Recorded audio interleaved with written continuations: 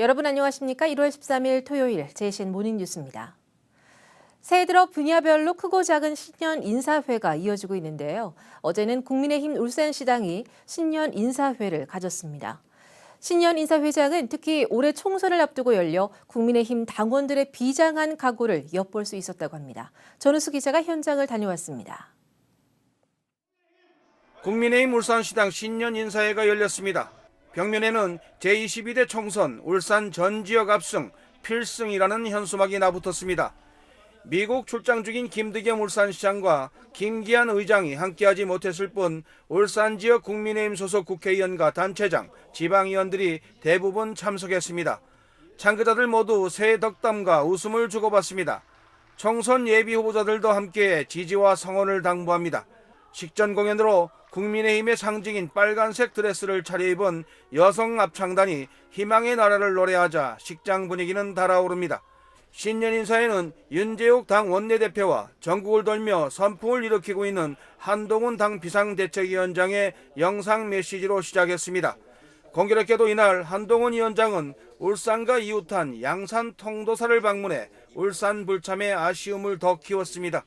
하지만 한동훈 위원장은 영상 메시지를 통해 울산 방문이 늦어지게 된 점을 안타까워하며 빠른 시일 내에 울산 방문을 약속해 울산 패싱 논란을 잠재웠습니다.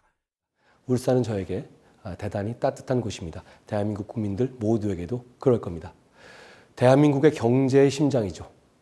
따뜻한 동지애가 있는 울산의 모든 동료분들과 함께할 수 있는 자리가 조만간 마련될 겁니다. 제가 곧 만들어서 내려가서 뵙겠습니다. 이어지는 시당 주요 인사들의 메시지는 비장하고 강렬했습니다.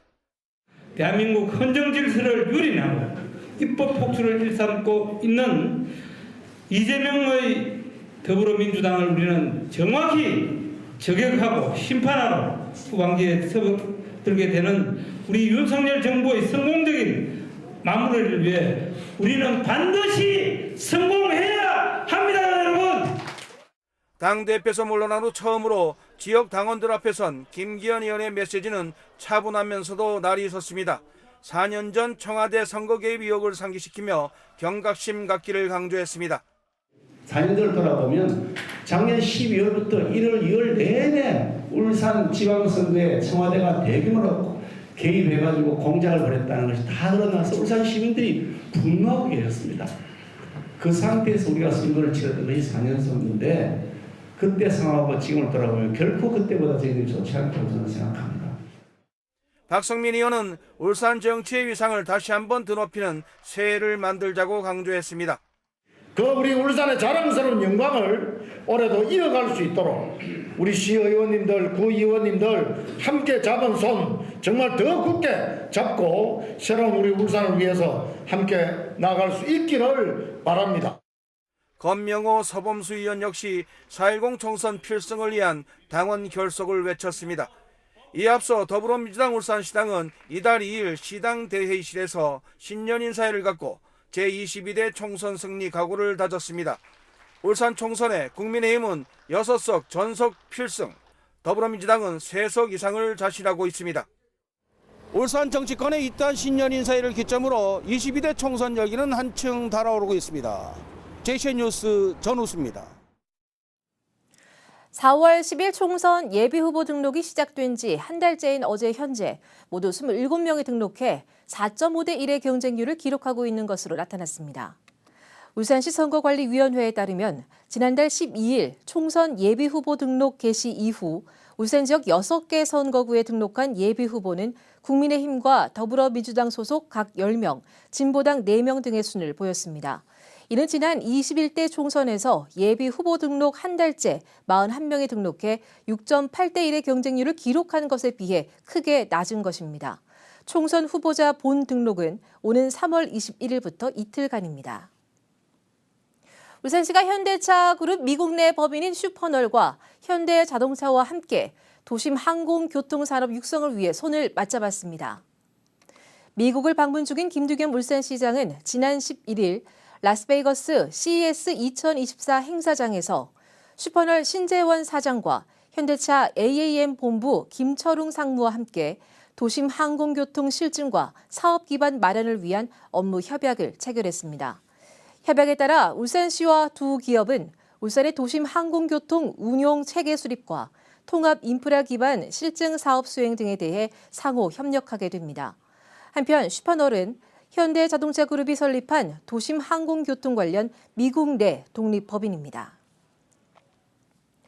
미국을 방문 중인 김두겸 시장이 지난 9일부터 어제까지 미국 라스베이거스에서 열린 CES 2024 울산기업 홍보관을 둘러보고 격려했습니다.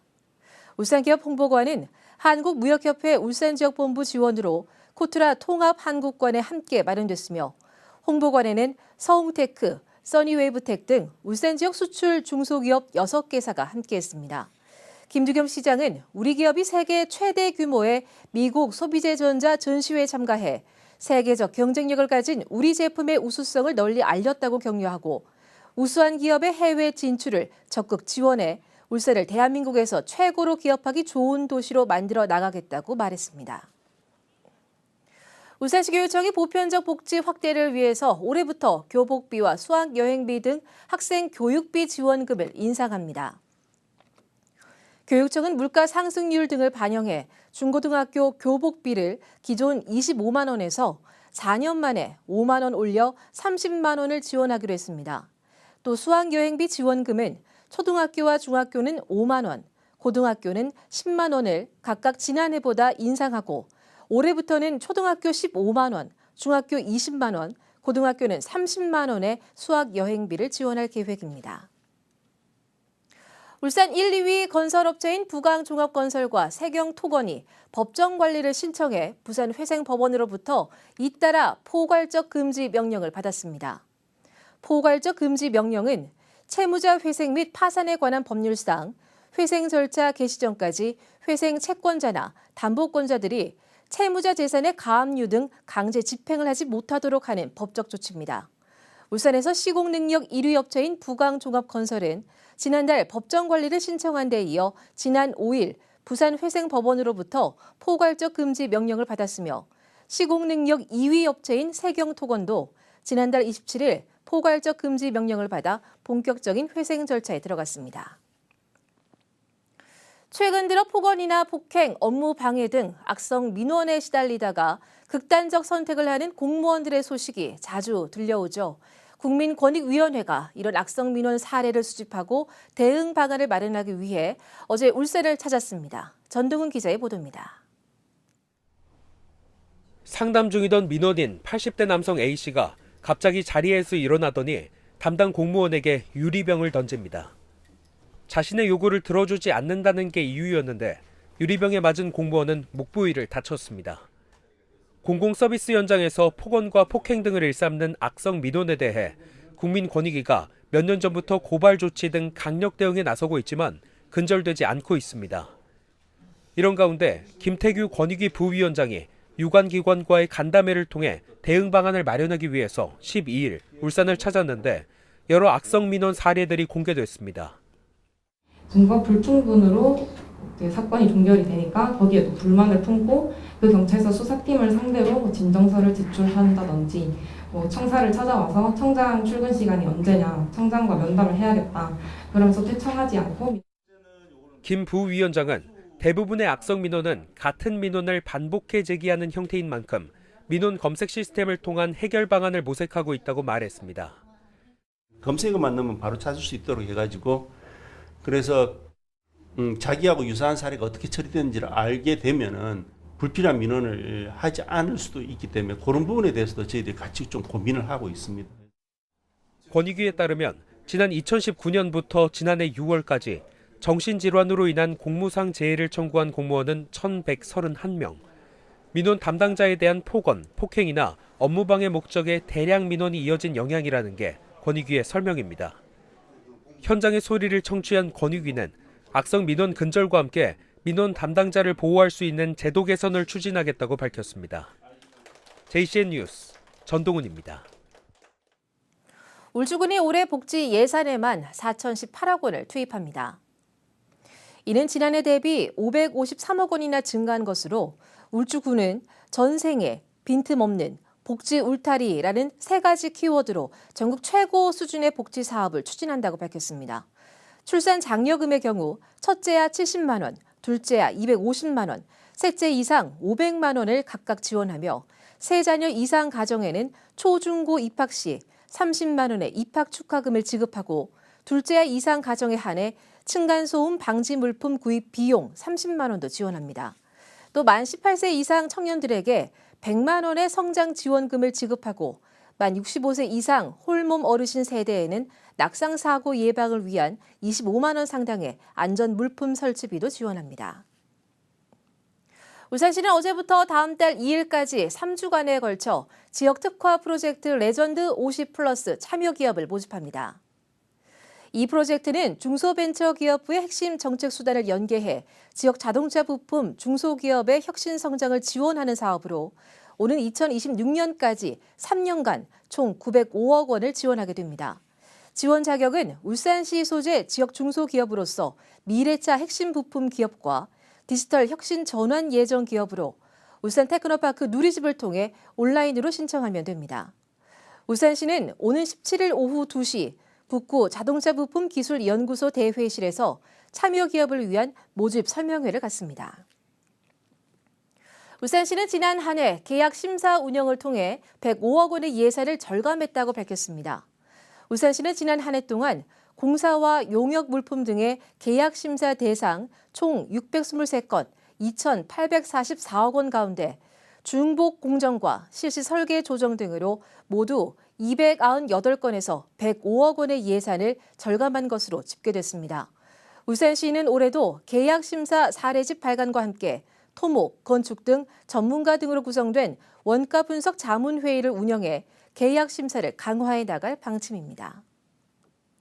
동구청이 지난해 3월 시작한 구민 무료 법률 상담실을 올해부터 월 2회에서 4회로 확대 운영합니다. 구민 무료 법률 상담실에서는 일상생활에서 겪을 수 있는 법률적 문제를 동구청 고문 변호사인 법률 상담관과 무료로 상담할 수 있습니다. 오는 12월까지 매월 첫째, 셋째 금요일에는 전화 상담으로 둘째, 넷째 금요일에는 대면 상담 방식으로 진행되고 상담 예약을 원하는 주민은 동구청 기획예산실로 전화하거나 방문하면 됩니다. 울산 지역 일반고의 학급당 학생 수가 28명 이상인 과밀 학급 증가폭이 전국에서 가장 높다는 보도 전해드린 적이 있었는데요. 지난해 울산시 교육청이 2025년까지 울산 지역 과밀 학급을 전면 해소하겠다고 했지만 사실상 과밀 학급 문제는 몇 년간 더 이어질 것으로 보입니다. 박영훈 기자가 보도합니다. 학급당 학생 수가 지나치게 많아 정상적인 수업 진행이 어려운 학급을 뜻하는 과밀 학급. 교육부는 지난 2021년 교육회복 종합방안 기본계획을 통해 학급당 학생 수가 28명 이상인 학급을 과밀 학급으로 정했습니다. 저출산으로 인한 학령 인구 감소로 과밀 학급이 꾸준히 줄고 있는 초중학교와는 달리 고등학교의 과밀 학급은 지난해 전국적으로 대폭 증가했습니다. 특히 지난 2022년 소폭 감소했던 울산 지역 일반고 과밀 학급 비율은 지난해 24.2%로 10%포인트 오르면서 전국에서 가장 높은 증가폭을 기록했습니다. 구군별로 살펴보면 지난해 기준 울주군의 과밀 학급이 4학교의 87학급으로 가장 심각한 상황입니다. 특히 1, 2, 3학년 30학급이 모두 과밀 학급인 울주군 범서고와 천상고는 학급당 평균 학생 수가 각각 33.1명과 32.4명, 1학년 학급당 학생 수는 무려 36.5명인 걸로 나타났습니다. 2007년 황금돼지 해에 태어난 학생들이 고등학교에 입학하면서 생긴 현상으로 분석되지만 2007년생이 많다는 것은 이미 예측이 됐던 만큼 대비가 미비했다는 지적도 나옵니다. 울산시 교육청이 과밀학급 해소 대책의 일환으로 마련한 모듈러 교실도 울주군 범서고와 천상고에선 부지 문제와 학교 구성원 반대 등으로 도입이 사실상 무산됐습니다. 층수가 남아있는 부분이 운동장하고 주차장 일부밖에 없거든요. 같은 문제도 없다는 겁니다. 울산시 교육청은 지난해 단계적인 학급 증설과 분산 배치, 학교 신설 등을 통해 2025년까지 울산 지역 과밀학급을 전면 해소하겠다고 밝혔지만 실현될진 미지수입니다. 학교 신설은 내년에나 순차적으로 진행될 예정이고 학급 증설은 현실적으로 불가능한 학교가 많기 때문입니다. 사실상 과밀학교들은 학생 분산 배치와 자연적인 학생 수 감소를 통한 과밀학급 해소를 기대해야 하는 상황에 놓였습니다. JCN 뉴스 박영훈입니다. 울산시의회 교육위원회 천미경 의원이 주최한 울산시 보육정책 간담회가 어제 시의회 다목적 회의실에서 열렸습니다. 이번 간담회는 오는 6월 유보 통합을 앞두고 방향성과 통합에 따른 갈등 예방을 위해 마련됐습니다. 천미경 의원은 유보 통합의 과정을 먼저 거쳤던 다른 나라의 사례에서도 통합 과정에서 많은 혼란과 갈등이 도출된 바 있다면서 우리 아이들을 위한 방향으로 추진될 수 있도록 양 기관이 힘을 모아달라고 말했습니다. 한편 지난 12월 8일 유보 통합을 위한 정부 조직법 개정안이 국회를 통과함에 따라 올해 6월까지 영유아 교육 사무가 교육부로 일원화됩니다. 한국석유공사는 김동섭 사장이 새해를 맞아 현장의 관리 상태를 직접 점검하는 등 현장 안전 경영 강화에 들어갔다고 밝혔습니다. 한국석유공사는 최근 안전 최우선 경영을 실천하기 위해 안전 전담 조직을 기관장 직속으로 개편하는 등 안전 조직의 역할과 책임을 효율적으로 정비한 바 있습니다. 지난 11일 여수 석유 비축 기지를 찾은 김동섭 사장은 국가 에너지 안보를 책임지는 석유공사의 최우선 가치는 안전이라며 국민과 구성원 모두를 위해 안전한 작업 환경을 조성하고 건강한 일터를 구현하는 데 만전을 다해 줄 것을 당부했습니다. 남구 지역 청년 정책을 홍보하는 2024 울산 남구 청년 퓰리처 기자단이 어제 발대식을 갖고 본격적인 활동에 들어갔습니다. 19세에서 39세 청년 창업가와 대학 신문기자, 크리에이터 등으로 구성된 기자단은 올해 말까지 남구청이 추진하는 청년 정책을 SNS를 통해 널리 알리는 역할을 하게 됩니다. 이를 위해 남구청은 기자증 발급과 유료 관광시설 이용료 면제 등의 혜택을 제공하며 우수 활동자에게는 표창도 수여할 예정입니다. 동구청이 지역 주민들의 주차 편의 개선을 위해서 유휴 주차 공간과 공안지를 확보해 공영 주차장 3개소 37개면을 조성했습니다. 부설 주차장 무료 개방 지원 사업의 하나로 조성된 이 공영 주차장은 화정동 양짓들 장로교회에 23개면이 마련됐으며 일산동과 서부동 2군데 사유지에도 소유주의 동의를 받아 14개면이 조성됐습니다. 울주군이 올해 군민안전보험의 보장 항목을 34종으로 확대합니다. 국민안전보험은 예기치 못한 사고나 재난으로 피해를 입은 울주군 주민들에게 최소한의 생활 안정을 지원하기 위한 보험으로 올해는 전세버스 이용 중 사망 또는 장애와 실버존 사고 치료비, 개인형 이동장치 사망 장애 등 13개의 보장 항목을 추가해 34종으로 확대했습니다. 국민안전보험은 울주군에 주민등록을 두고 거주하는 주민이라면 별도 가입 절차 없이 자동 가입되며 보험료도 울주군에서 전액 부담합니다. JCN 모닝뉴스를 마칩니다. 함께해 주신 여러분 고맙습니다.